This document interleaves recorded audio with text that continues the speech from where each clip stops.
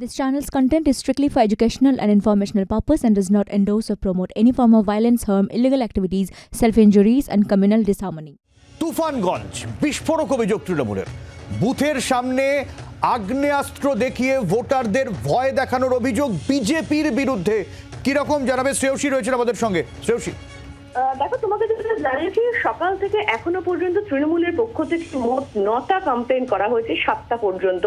এবং সেই 9টা কমপ্লেনের 4টে কমপ্লেনই তাদের পক্ষ থেকে করা হয়েছে তুফানগঞ্জ এরিয়া নিয়ে, যেখানে একটি অভিযোগ, সেই অভিযোগ হচ্ছে এক্ষেত্রে 9, 226 এবং 27 এই যে বুথে, সেখানে কিন্তু কার্যত সেখানে বিজেপির তরফে সেখানে আগ্নেয়াস্ত্র দেখিয়ে সেখানে অভিযোগ করা হচ্ছে, এমন আগ্নেয়াস্ত্র দেখিয়ে সেখানে ভয় দেখানো হচ্ছে, এমনটাই কিন্তু তৃণমূলের পক্ষ থেকে অভিযোগ করা হচ্ছে।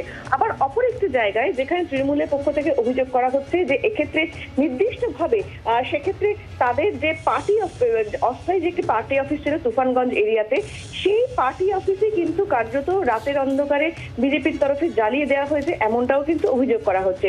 এবং সেখানে যেটা বলা হচ্ছে যে হরিরহাট এলাকায় যেটা, সেইখানে কিন্তু কার্যত এই ঘটনা ঘটেছে, যেখানে বিজেপির বিরুদ্ধে অভিযোগ তৃণমূলের যে তাদের পক্ষ থেকে তারা রাতের অন্ধকারে এসে তারা তৃণমূলের যে অস্থায়ী পার্টি অফিস ছিল সেই পার্টি অফিস জ্বালিয়ে দিয়েছে।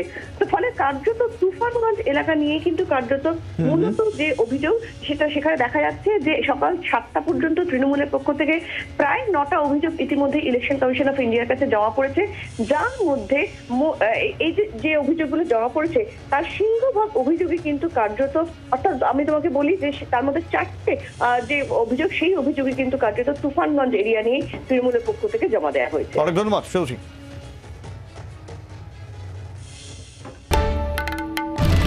বাংলার আওয়াজ, বাঙালির আবেগ, জি 24 ঘন্টা।